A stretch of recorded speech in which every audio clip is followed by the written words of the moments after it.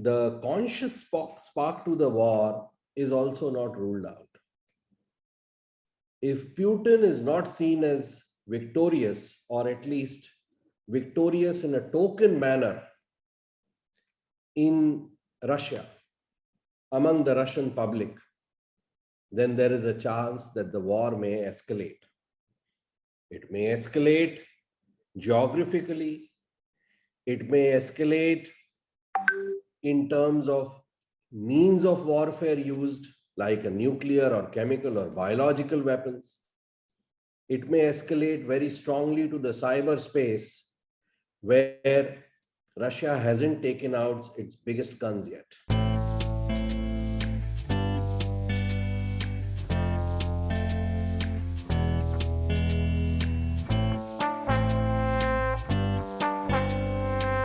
So very happy to see the fraternity joining in.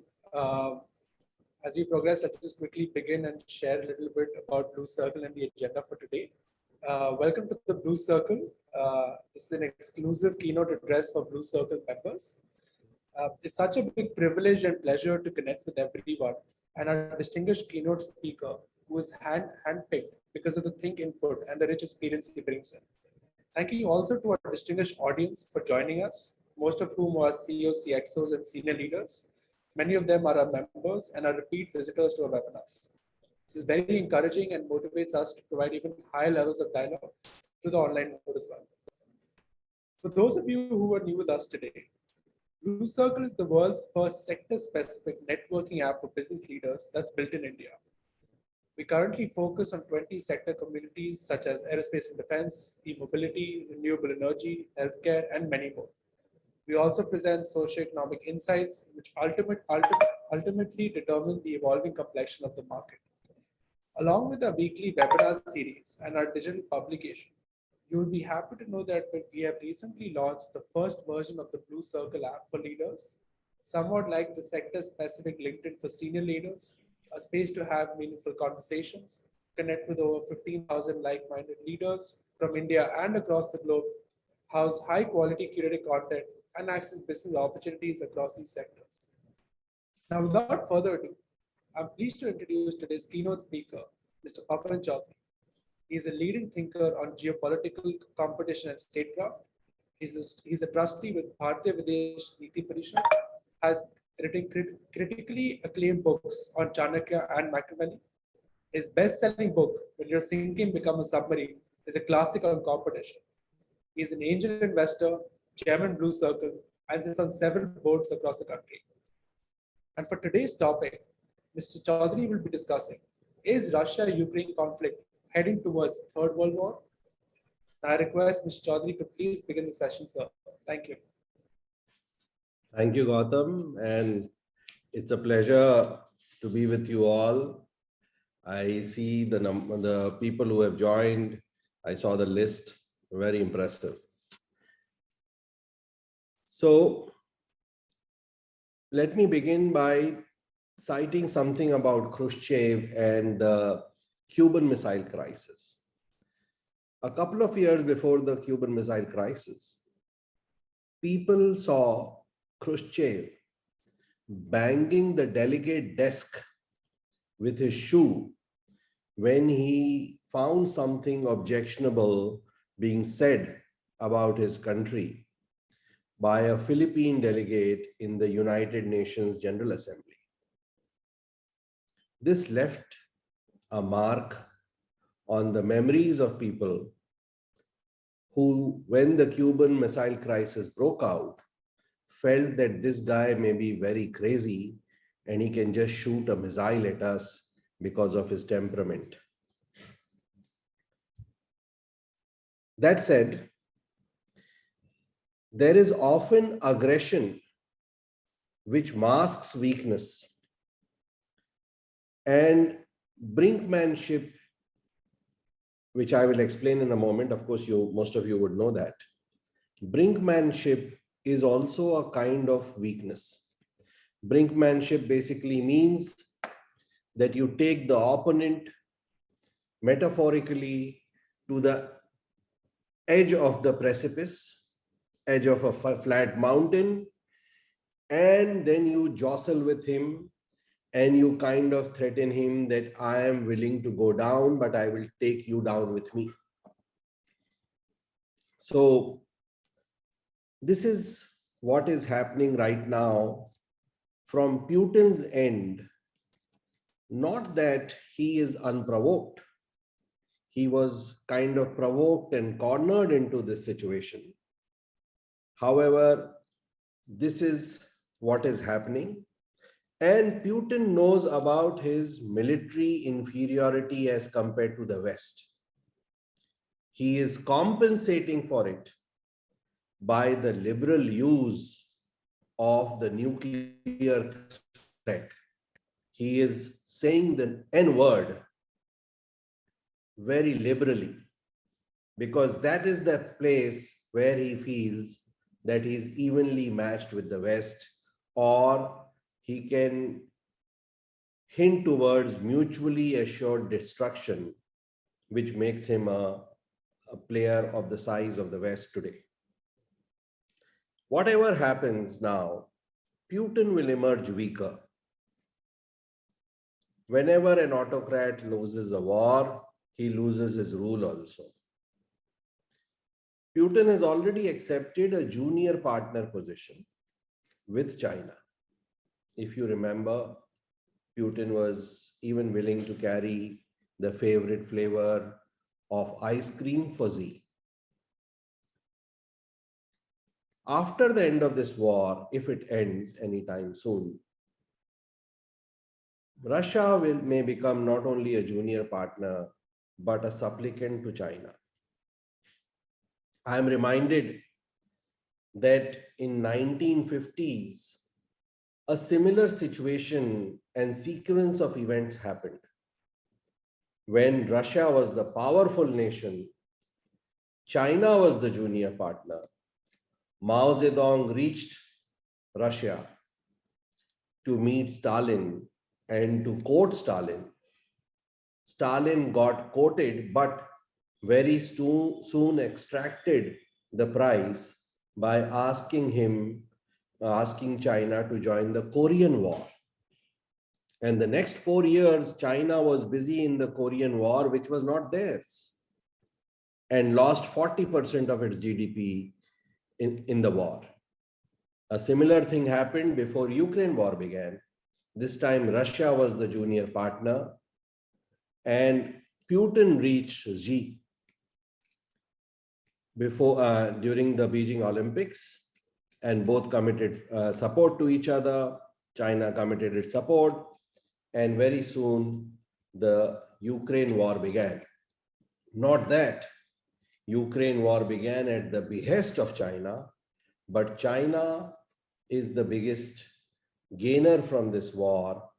And another surprise gainer is America, because Biden or America wanted that Europe, a reluctant wrestler, a reluctant warrior, should enter the war. Europe was not willing. In fact, Europe wanted to concentrate on trade.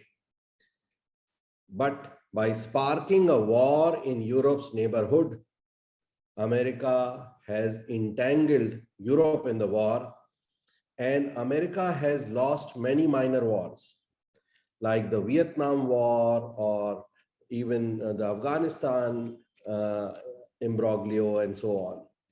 But America focuses on the big game, great game. America won the war against Germany, won the war against Japan, won the war against USSR in 1990, and now is again planning to win the war against China. So it wants to focus there, and that is its main game. Now coming to the topic, this was just the backdrop. Coming to the topic, there can be two ways this can become a world war. One is through inadvertent escalation. In 2015, you remember, one Russian bomber violated Turkish airspace and it was shot down. Both parties decided that let us call it a local conflict.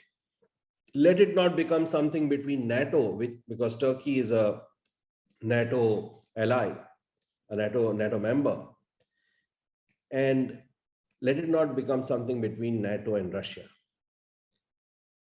So that conflict was averted.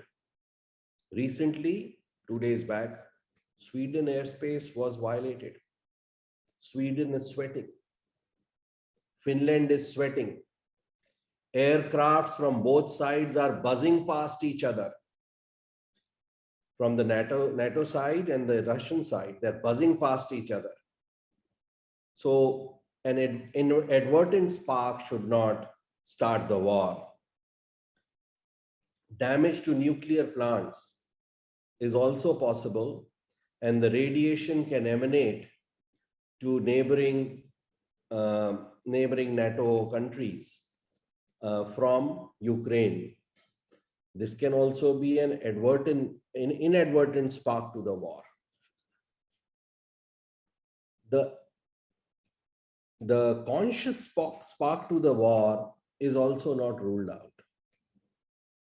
If Putin is not seen as victorious, or at least victorious in a token manner in Russia, among the Russian public, then there is a chance that the war may escalate. It may escalate geographically. It may escalate in terms of means of warfare used, like a nuclear or chemical or biological weapons. It may escalate very strongly to the cyberspace, where Russia hasn't taken out its biggest guns yet. Let me discuss the nuclear question, which is there in most of our minds. And what I say about this will apply to the other areas also. So in the nuclear space, the Russian military doctrine since 2000 says that it can use nuclear force if conventional military conflict poses an existential threat.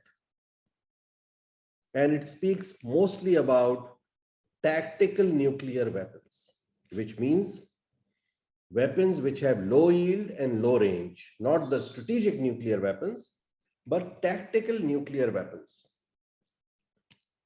So nuclear shelling is not ruled out. Nuclear shells means nuclear bombs which have a low range and an yield of 1 kiloton to 50 kilotons, or say 100 kilotons, not the 300 kilotons or the 500 kilotons which were used in Hiroshima and Nagasaki, which can wipe off an entire city. So why has Russia inserted these points into its military doctrine? Because in the 1987 and going forward, the INF was signed, the Intermediate Nuclear Weapon Treaty. Why? What is this treaty about? So as the Cold War ended, Europe realized that it has hundreds of nuclear weapons which are short range parked in its territory, pointing towards USSR and Warsaw Pact countries. And it felt that it is at a greater danger from these weapons than the strategic nuclear arm threat. Why? Because a strategic weapon takes about 20 to 30 minutes to travel and disarm. Meantime, it can be defended against. But a short range weapon doesn't give you much time to react. The other side also, nor even you, to disarm it. Which is why Europe was very concerned that these short range nuclear weapons should be disbanded. And when they were disbanded, Russia realized that it doesn't have any credible deterrence, which is why today Russia has 2,600 strategic warheads, and it also has 2,000 non-strategic warheads, and which is why it formed this it formed the use of low yield, low range nuclear weapons permissible in its conventional war if it faces an existential threat. It also comes with another point, the doctrine, which says this is an escalation to de-escalate, where Russian military doctrine says that we will drop this small shell, nuclear shell, on a country to prove our earnestness and our willingness to use it, which will make the other country backtrack. It will understand that we are ready to go nuclear. This is perhaps fairy tale thinking, because you never know if the other side is also willing to nuclear shell you. Russia has come out with Iskander missile, which is a short range, low yield missile. This is an intermediate missile. It has recently launched it. So it's ready with the same weapons which were not used or for which a treaty was signed to ban their use. So this is why Russia is threatening, saber-rattling nuclear threats. And there are two versions in international relations regarding threats. One version says threats work. Another version says threats don't work where they are causing any counterbalancing. If you are threatening again and again, and a counterbalancing is happening from the other side, then they will call your threat. They will call your bluff. So Putin, through his superior will, has surely made bigger European powers bend. But the threats which are coming from his camp, not only from him, from his juniors also, are kind of helping West counterbalance. On February 27th, Putin put his nuclear deterrence forces on high alert. This was not the strategic forces. This was these short-range intermediate forces which he put on high alert. So this is one part. Second part is, can Putin himself press the nuclear button? Does he have the power to press the nuclear button without consulting with others? So in a retaliatory strike, he has to consult with the others. It's a multi-actor decision, so as to avoid responding to false alarms. But if it is a first strike, there are certain safeguards which can be bypassed. What are the safeguards? Safeguards are the Chief of General Staff and the Minister of Defense has to propose the strike to Putin, and Putin will authenticate the order.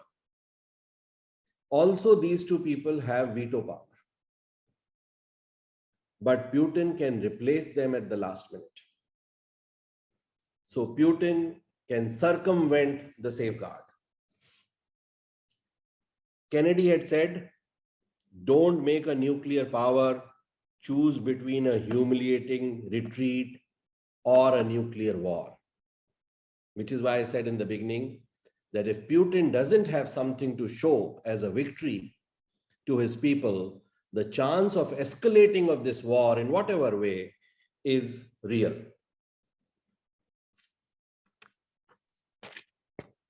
So another important date is coming, 9th May, when Russia defeated the German forces.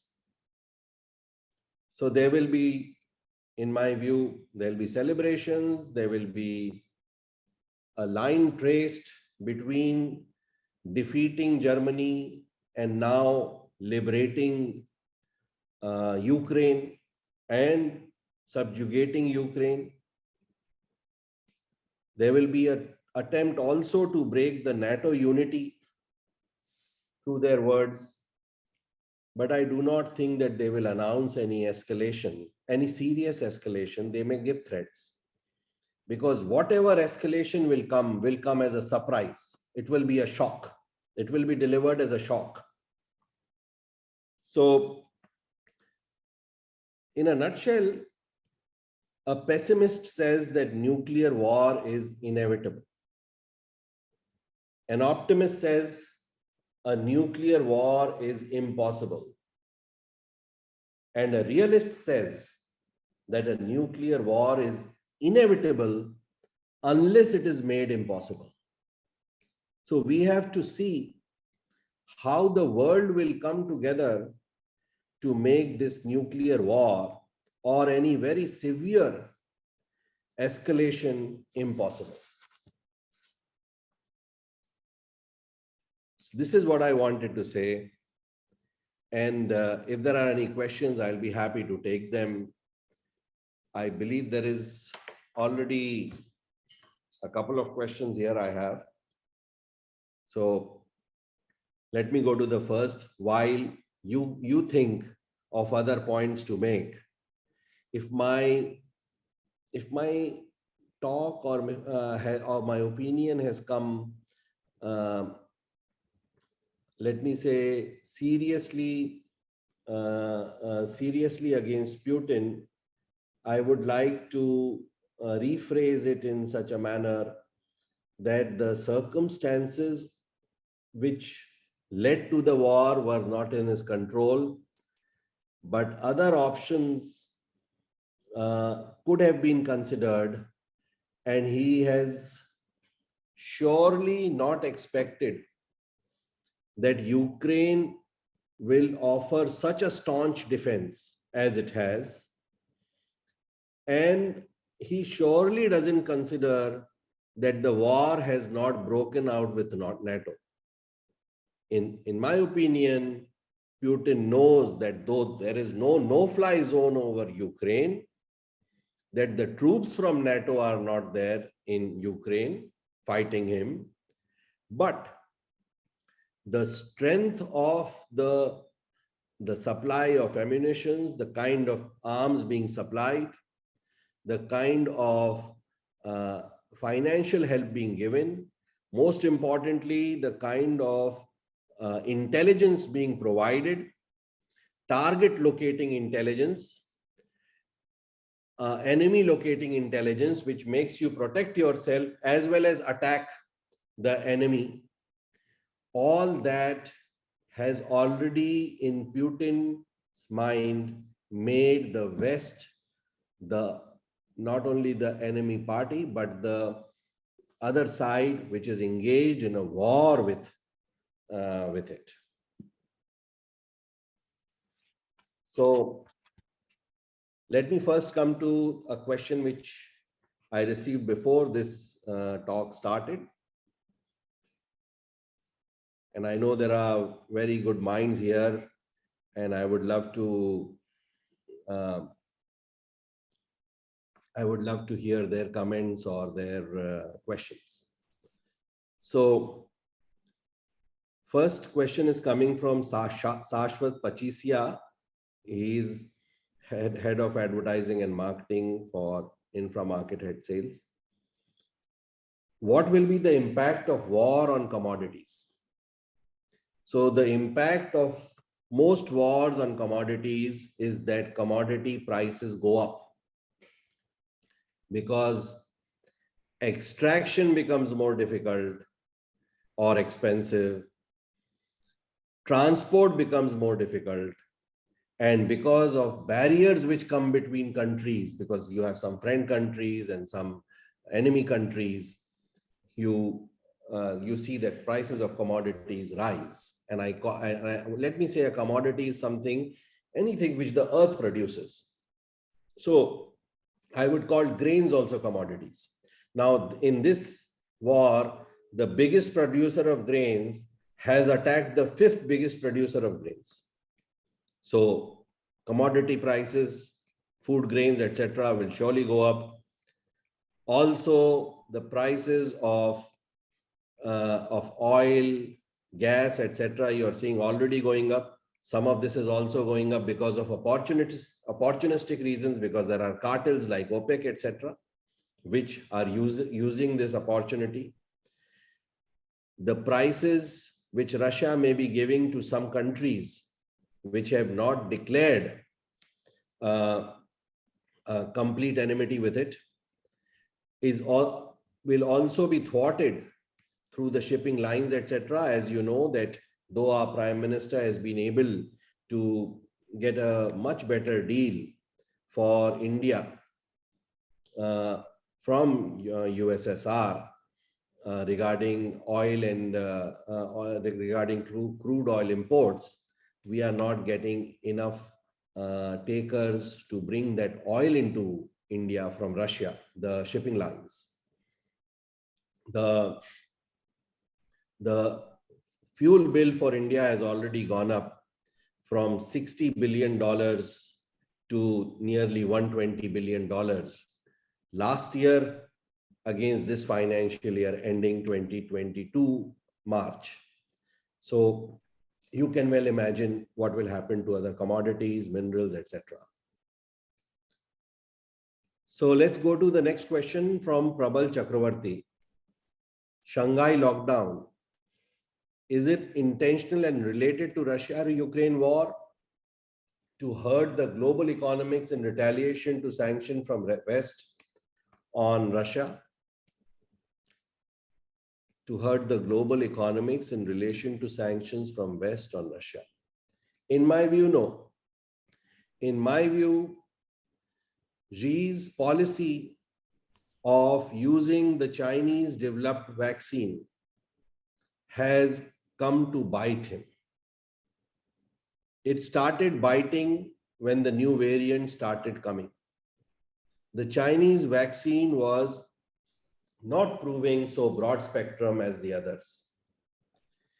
But because of reasons of pride or whatever may have been the reasons, Xi went with the Beijing Olympics even when the Omicron version was spreading throughout China. And this spread was not encountered to that extent by other countries where other vaccines, non-Chinese vaccines, were used. So I think they need to relook at their vaccine policy and perhaps come up with alternatives. Umanath Nayak, with crushing sanctions, for how long can Putin carry on? After all, he needs money to continue the war. Yes, the sanctions this time are crushing. And it will be difficult for Putin to carry on. So I hope there will be a negotiated settlement soon. Otherwise, he will have to escalate, or he might end up escalating the war. There has to be, like during the Cuban Missile Crisis, a public service of saving of face, even if privately you are reprimanded or scolded. But there has to be a public saving of face for Putin. Otherwise, it will be very difficult for him to carry this war. And the sanctions are economic in energy. They are financial through SWIFT payments being banned. And they are also technological. Both the sides are not being able to create the ammunitions and the arms that they need. Javelins are running in short supply in America. And USSR also will start is already experiencing short supplies of its ammunitions because of the chip shortage, etc. USSR is also, I mean, Russia is also realizing that many of its products or many of its equipments are not in good shape. The West spends millions of dollars in keeping their equipment in climate controlled spaces, which Russia cannot. That is why their nukes may be working well or maybe in good order, but their trucks are failing. The rubber of the tires has rotted. So there is a big pressure on Russia to end the war fast. I hope that this pressure does not culminate in him sparking a bigger weapon. Another question which Umanat asks is this: can this war accelerate the pivot towards renewables? It's a very good question. It will accelerate and it will retard. It will accelerate in the long term, the pivot towards renewables. It will accelerate for countries which are already more than 50% or 60% renewable converted. That means 50 or 60% or 70% of their energy is already coming from renewables. So the template of going renewable is set, like Germany, but it will not accelerate for USA, because USA will still go to fossil fuels, will still go to shale oil and say, let us handle this crisis right now, and let us make sure that we do not become energy deficient at this time, where already so much, the stakes are so high, inflation is rising. So, but in the long run, surely this war will accelerate the pivot towards renewables. Dr. Sushil Kumar Sompur: will Russia be able to liberate the DPR and LPR regions, that is the Donbass region? If they do liberate these regions, can they be incorporated and in the federated like as they did with Crimea? So in my view, Russia is used to dealing with frozen wars, frozen conflicts on its borders.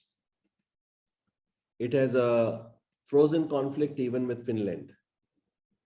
Finland got its freedom, I think, in 1917. And then there was the Finnish War, in which Russia got a bloody nose in 1940s.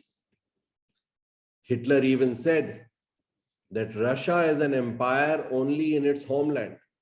Whenever it goes out of its country, it gets a bloody nose. I would say that turned true more for Hitler, though even it was true for Russia in case of Finland. But today Finland is in a very jittery space. So all these border areas like the Donbass area or the Crimea, even Crimea, it will become more and more difficult for Russia to keep as a federated whole, unless there is a negotiated settlement between NATO. Otherwise, NATO will keep on sparking the rebellion in these spaces, as either has done in Afghanistan for the other, when the other wanted to control Afghanistan. So this is what I would like to surmise about Russia's path going forward. Likely USA-China equation post this war. China has got a message that this is the kind of solidarity which the West will show if there is a misadventure, let us say, against Taiwan. And this is the strength of the sanction and the military might which we will bring in. Even $33 billion, though it seems a small sum when you look at the cost of the Afghan war to US, which was $1 trillion, Iran war was several $trillion, but $33 billion is also a huge commitment. And of course, right now we are seeing informationally the winner of the Ukraine-USSR war is Ukraine. We are getting more and more enthusiastic cheerleading reports from Ukraine and not so many from Russia, because of course Russia has lost the first round. That means when it tried to conquer Kyiv and then went down to the east, that was, in my view, not a slight. It was not a. It was not a maneuver. It was a necessity because they could not conquer Kyiv. But the message has gone very clearly to China, which as it is doesn't want to engage in a military confrontation with the US, that the cost of misadventure might be very high.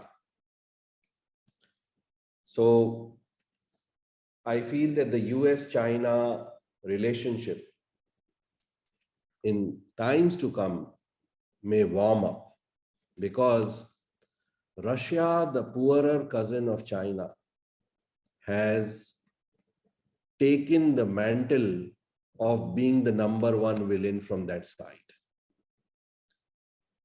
And which is why I feel there is a chance that the China and US relationship may cool down.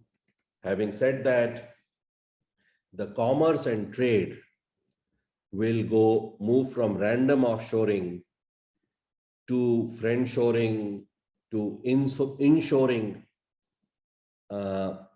as compared to the past. So you will see a lot of money leaving China.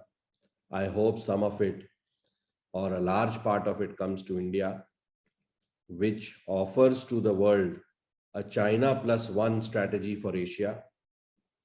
And I hope that money comes here. Right now, it is going equally or more to Vietnam. But with the overtures made by the current government, with the agility of our Prime Minister in organizing equations with different countries very quickly, and after having increased India's weight in the global geopolitics, I hope more of the money comes to India, and I hope the government, the rest of the government also doesn't turn it away inadvertently and is extremely conscious of improving ease of doing business, as well as is more welcoming as a bureaucracy, as a government to investors, like the other countries in the world are becoming surely, and many of them have already become. The economic man has a seat on the same table as the political man and the bureaucratic man. And if we will not give the space to the economic man as he's getting in other countries, he will take the investment there. But on the whole, I feel very good investments are likely to come into India, and the China and US trade will surely cool down. Thank you, sir. It's very fascinating to hear you. I had a quick question as well. It was around, so while looking into how World War I also began, it began from what they say is from one death of an forgetting the name, Archduke. Correct. So after his death, there were more wars which broke out and more allies came into play.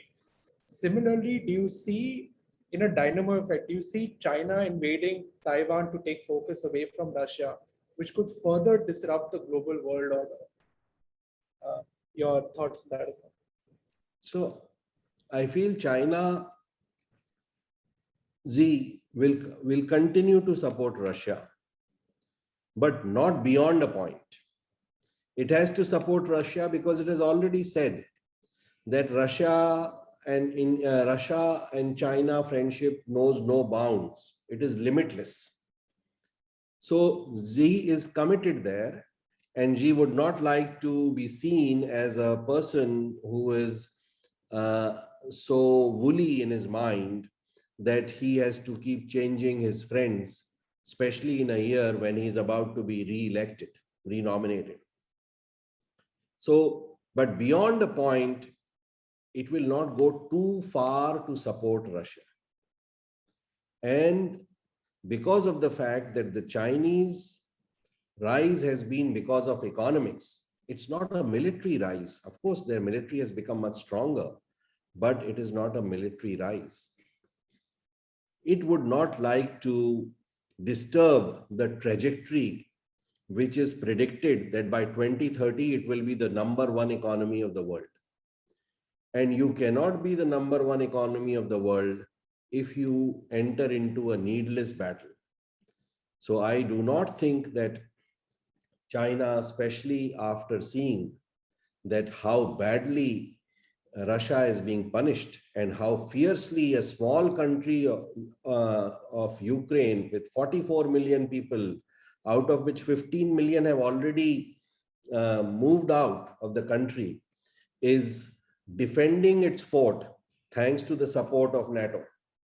So it will be fearful and apprehensive that if Taiwan also becomes such a fierce fighter thanks to the support of the West, then it will be a losing battle, which can take our eyes off the trophy. I feel China would go for the trophy unless, of course, something happens domestically that it has to distract the attention of the populace from that, and it needs to create a Frankenstein enemy outside the borders to be able to rally everybody together. And because in war times, even dictators are followed very unequivocally and loyally by the dissenting populace also. Actually, dissent starts evaporating during war. So this is what I feel, that China will think twice before a misadventure in Taiwan. Thank you. Thank you so much, sir. And with this note, thank you very much. Such an insightful and engaging session, and a privilege to hear you. Guests and I have been hooked on till the end, and I've taken home several nuggets. And thank you to our leaders in the audience for joining us and for staying till the end and for always sharing excellent questions. Thank you very much. Thank you very much for bringing such fine leaders and such fine questions. And your question was also very good, Gautam. Thank you very much. Bye. Bye.